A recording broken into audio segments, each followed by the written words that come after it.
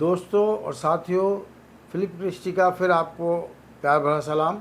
और आज मैं जिस विषय पे बात करने जा रहा हूँ वो एक ऐसा विषय है कि पिछली आपने मेरी वीडियो देखी होगी, उसमें मैंने बताया कि 3 दिवसीय कार्यक्रम केरला के पलक्कड़ में जो अभी आरएसएस ने किया है, उसका जो रिज़ल्ट मैंने बोला था कि वो रिज़ल्ट जो भी आएगा वो दलितों के लिए, आदिवासियों के लिए और अल्पसंख्यकों के लिए कहीं ना कहीं उसके अंदर कुछ चीज़ें ऐसी होंगी जो हमारे लिए एक एक अत्याचार की बात कही जाएगी, और वो बात बिल्कुल सत्य हुई है। और मैं आपको इसका ज़रा मजमून पढ़ के बता देता हूँ जो वहाँ पर हुआ है।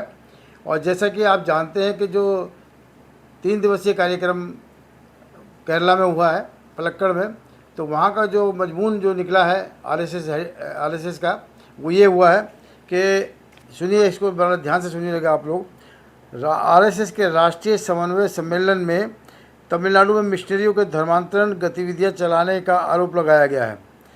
साथ ही इसमें कहा गया है कि इसे गंभीरता से लिया जाएगा। इन गतिविधियों को बहुत चिंताजनक करार देते हुए सुनील अम्बेकर ने कहा है कि सोमवार को समाप्त हुई 3 दिवसीय समन्वय बैठक में इस मुद्दे पर चर्चा की गई। उन्होंने कहा कि ज़मीनी स्तर पर और जानकारियाँ जुटाई जाएंगी। अम्बेडकर ने कहा, तमिलनाडु से कई संगठनों ने अपनी ज़मीनी रिपोर्ट में बताया कि राज्य में धर्मांतरण की बहुत सी गतिविधियां चल रही हैं। यह बेहद चिंताजनक है। आने वाले दिनों में इसे गंभीरता से लिया जाएगा और ज़मीनी स्तर पे इसकी जानकारी जुटाई जाएगी। तो मैं दोस्तों आपको ये बता देना चाहता हूँ कि आखिर सुनील अम्बेडकर कौन है। ये जो सुनील अम्बेडकर हैं, ये अखिल भारतीय प्रचार प्रमुख हैं आरएसएस के, सुनील अम्बेडकर। और ये जो सुनील अम्बेडकर है, इन्होंने ये रिपोर्ट पेश की है उन 3 दिवसीय कार्यक्रम के बाद। तो दोस्तों मैं सिर्फ आपको ये कहूँगा कि जैसा कि मैंने पिछली वीडियो में आपको बताया था कि जो वहाँ पर केरला में जो बैठक हुई है, समन्वय इनकी समिति की जो बैठक हुई है, उसमें कुछ नहीं निकलेगा।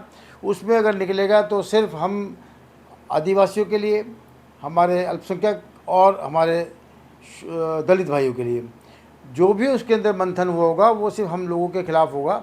और वो बात अब जो है सच भी हो गई है, जैसे कि मैंने अभी आपको पढ़कर बताया कि अब ये हालात हैं। क्योंकि सबसे पहली बात तो है कि साउथ के अंदर उन्होंने जो मीटिंग करी है उसके पीछे उनकी बहुत बड़ी साजिश थी। वो साजिश ये थी कि साउथ में आरएसएस और साथ में भाजपा बहुत ही कमज़ोर है, इनको वहाँ पर जो है मजबूती देने के लिए इन्होंने वहाँ के कार्यकर्ताओं को बुलाया और उनके जो 32 प्रमुख संगठन हैं, उन संगठनों के लोगों को उन्होंने बुलाकर उनको ये ताकीद की, उनको ये सिखाया गया कि हमें किस तरीके से जो है साउथ के अंदर अब अपने पैर पसारने हैं। तो दोस्तों जो मैंने पिछली वीडियो में बोला था वो सच साबित हुआ है। और दोस्तों हम कोई भी बात कभी कोई ऐसी नहीं कहते जो बिना तथ्य के हो। जो कोई तथ्य होते हैं वही हम आपके सामने लेकर आते हैं। तो दोस्तों मैं आपसे ये कहूँगा कि साउथ में जो इन्होंने अपना जो पदार्पण किया है, हालांकि काफ़ी सालों से वो वहाँ पर जो है हाथ पैर मार रहे हैं अपने संगठन को वहाँ खड़ा करने के लिए, मगर मैं ये कहूँगा उनका बड़ा धन्यवाद करूँगा साउथ के लोगों का, क्योंकि वो पढ़े लिखे लोग हैं, समझदार लोग हैं, वो जानते हैं सच क्या है झूठ क्या है। खासकर केरला में जहाँ पर इनकी जो है ये समन्वय बैठक हुई है, और उस समन्वय बैठक के बाद जो नतीजा इन्होंने निकाला वो सिर्फ इतना सा निकाला है कि तमिलनाडु के अंदर बहुत तेज़ी से धर्मांतरण चल रहा है और उसके लिए वो जानकारी जुटा रहे हैं। अभी उन्होंने इसमें साफ नहीं बोला, उन्होंने सिर्फ छोटा सा एक शगुफा वहाँ पर बोला है तमिलनाडु, जबकि वो जानते हैं केरला प्रदेश के अंदर लगभग हमारी कोई 20% की आबादी है। आंध्रा में भी यही ऐसा ही है, आपका तेलंगाना में। तो ये जो साउथ के जो 5 हमारे स्टेट है, ये पाँचों स्टेट के अंदर हम काफ़ी अच्छी बहुमत से है वहाँ पर, उनको अच्छी तरीके से पता भी है, इसीलिए उन्होंने मीटिंग इस बार जो है साउथ में की थी। तो दोस्तों मैं आपको ये कहूँगा कि अब इनकी चालों को समझते हुए आपने इन लोगों से दूर रहना है। जैसे कि मैंने पिछली वीडियो में भी ये कहा है कि आपको जो है इस आरएसएस संगठन जो एक देश का तानाशाह संगठन है और इसके 100 वर्ष पूरे होने जा रहे हैं, और इस बार इसका जो है शताब्दी वर्ष मनाने जा रहे हैं। 2025 विजयदशमी से लेकर 2026 विजयदशमी तक 1 साल तक इनका जो है पूरा प्रोग्राम होगा। और वैसे तो प्रोग्राम ये शुरू कर चुके हैं पूरे देश के अंदर, क्योंकि 100वां साल इनको शुरू हो चुका है। तो दोस्तों, आप इनकी चालों को समझते हुए आरएसएस से दूर रहें और अपने लोगों को, मैं खासकर अपने पादरियों को, अपने जो कौम के लीडर्स हैं, मैं उनको बोलूँगा कि आप लालच की ओर ना जाकर अपने कम्युनिटी की ओर जाएं, अपने लोगों की तरफ जाएं, उनको ये बताएं कि आज जो भी अत्याचार हम पर हो रहे हैं, या जो आगे जो रूपरेखा इन्होंने हमारे लिए बनाई है आरएसएस ने, हम लोग उससे दूर रहें, उससे बचकर रहें और उसके लिए कोई ना कोई एक ऐसा सिस्टम बनाएं कि हम इनको मुंह तोड़ जवाब दे सके। अब दोस्तों, ये समय जो है इनसे डरने का नहीं है। पहली बात तो, अगर हम सच्चे ईश्वर को मानते हैं और जानते हैं और जो सत्य का मार्ग है यीशु मसीह, तो हमें किसी से डरना नहीं चाहिए, क्योंकि डर खौफ हमारे दिलो दिमाग में होना भी नहीं चाहिए, क्योंकि हमारे साथ जिंदा खुदा है। तो दोस्तों, मैं आप लोगों से बार बार यही बात कह रहा हूँ कि जो आरएसएस की चाल है, आप इससे बचें।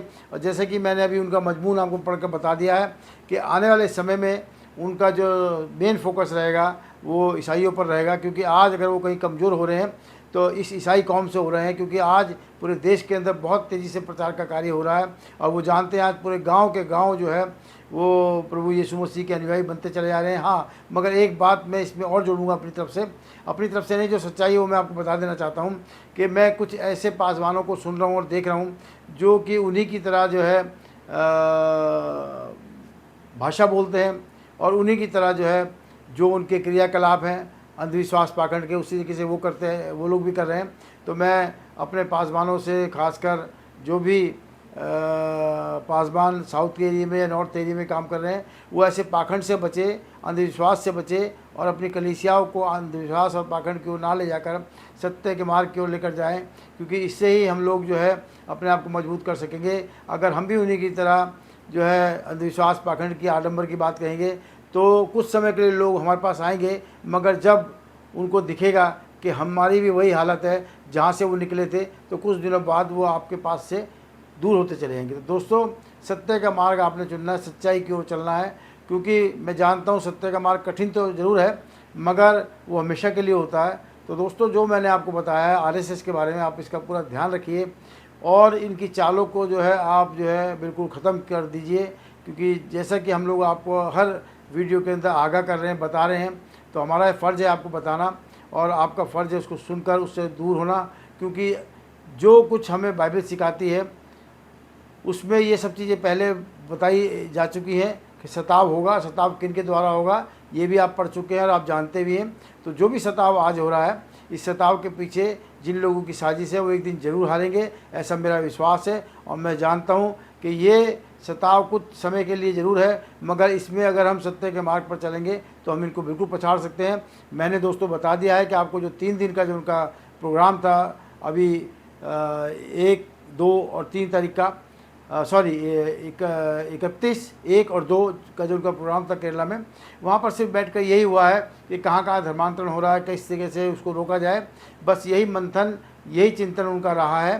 क्योंकि कहीं ना कहीं वो हमसे जो है डरे हुए हैं और ऐसे डरे हुए हैं कि आज वो हमारे लिए नित्य नई साजिश कर रहे हैं। तो दोस्तों, मेरा सिर्फ आपको ये कहना है कि उनकी साजिशों से आप दूर रहें, उनकी साजिशों को समझें और अपने लोगों को भी बचाएं, अपनी कलीसिया को बचाएं, अपने चर्चों को बचाएं और अपने पासबानों को बचाएं उनकी गिरफ्त में आने से। क्योंकि आज हमारे बहुत सारे पासबान उनके पाले में जा चुके हैं, कुछ लालच के अंदर। मैं ये कहूँगा कि अगर लालच आपको करना है तो जैसे कि आप लोग खुद कहते हैं कि स्वर्ग का लालच हमें करना है, तो जब स्वर्ग का राज्य का आपको लालच है तो आप दूसरे लालच में ना फंसिए। और मैं अपने पासबानों से फिर एक दफ़ा ये कहूँगा कि आप सत्य के मार्ग को जानते हैं और सत्य के मार्ग पर चलते हुए और लोगों को भी जो है सत्य का मार्ग दिखाइए, जिससे आप लोग मजबूत हो, आपकी कौम मजबूत हो, आपके आने वाली भविष्य की पीढ़ियाँ मजबूत हो और इस देश में हम लोग सर उठाकर चल सकें, ऐसी मेरी अभिलाषा है। और मैं आप लोगों से भी कहूँगा कि आने वाले समय में इस आरएसएस की चाल को समझते हुए अपने लोगों को तैयार करें, अपने चर्चों में लीडरशिप तैयार करें। देखिए, जब तक आप सत्ता की ताकत तक नहीं पहुँचेंगे, जब तक ऐसे लोगों को आप जो है रोक नहीं सकते, क्योंकि आप अच्छी तरीके से जानते हैं एक सत्ता तो आपके पास प्रभु यीशु मसीह की है, मगर जिस पृथ्वी पर आप रहते हैं, जिस देश में आप रहते हैं, वहाँ पर भी एक कानून है, एक संविधान है, एक सत्ता है। उस सत्ता की ताकत को आपको हासिल करना है और ज़रूर आप लोग कर सकते हैं, ये आपके ऊपर जो विशेष आशीष है उस ऊपर वाले की, अगर आप लोग चाहेंगे तो बहुत कुछ हो सकता है। जैसे कि आपने पूरे संसार को बदला, ऐसे इस भारत की राजनीति को बदलने के लिए आप लोगों को सत्ता में आना होगा। अपने चर्चों में से, अपने आसपास के लोगों में से आपको लीडरशिप बनानी होगी, क्योंकि आज अगर नॉर्थ में कमी है तो हमारी लीडरशिप की है। तो दोस्तों, मैं फिर आपको कहूँगा कि राजनीतिक ताकत भी आप बनिए, आर्थिक ताकत भी आप बनिए, और सामाजिक ताकत तो आप ऑलरेडी हैं। तो दोस्तों, मेरा बस आपसे यही कहना है कि आरएसएस से दूर रहें, आरएसएस की साजिशों से दूर रहें, और अपने लोगों को भी इससे दूर रखें। बस दोस्तों, आज के लिए बस इतना ही। फिर आपसे मुलाकात होगी फिर नए किसी विषय को लेकर, और आज के लिए बस इतना ही। मैं एक बात चलते चलते आपसे इतना ज़रूर कहूँगा, अगर आपको मेरी वीडियो पसंद आए तो इसको सब्सक्राइब कीजिए, इसको लाइक कीजिए, इसको शेयर कीजिए, ताकि ये मेरा मैसेज ज़्यादा से ज़्यादा लोगों तक पहुँचे। और आने वाले समय में और नई नई हम वीडियो लेकर आएंगे, जो हमारे समाज को, हमारे समाज के लिए एक आईना होगी, और हमारे समाज को आगे बढ़ाने के लिए एक मैसेज होगा। आप सबका धन्यवाद।